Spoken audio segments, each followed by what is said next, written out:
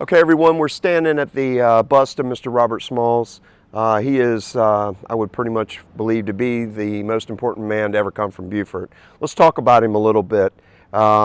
He was born into slavery in a house here in Beaufort, all right? And during the early part of his life, he took a job as a gunboat pilot out here on the waterways because nobody knew the waterways like Robert did. And he learned all the pathways between here and Charleston and Savannah. Now, during the early part of the Civil War, he was working on a gunboat that was called the CSS Planter. In the middle of the night, about 3 a.m. in 1862, he commandeered that boat.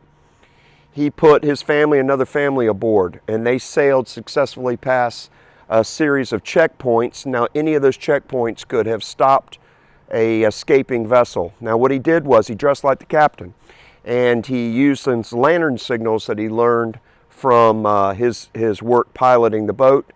And as the sun came up the next morning, he arrived outside of the Charleston harbor at the Union blockade and raised the white flag. They received him. He became a hero for the Union, as he was a Confederate that did escape. He did, in fact, get a reward for his actions. And then after the war, because he loved Beaufort white and black, he came back to Beaufort and he bought back the house he was born to in as slave. All right? He was a successful businessman, and he was even elected to Congress. Okay?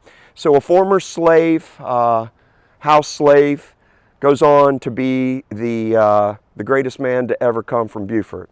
If you come to Beaufort, this is on the town side, so we're out of the Old Point, but we'll bring you over here and we'll spend a little bit of time talking about some very important things that people need to understand, and that is Mr. Robert Smalls. So come along on the first ever historical golf cart tour that's here at Emma's Earth Shop.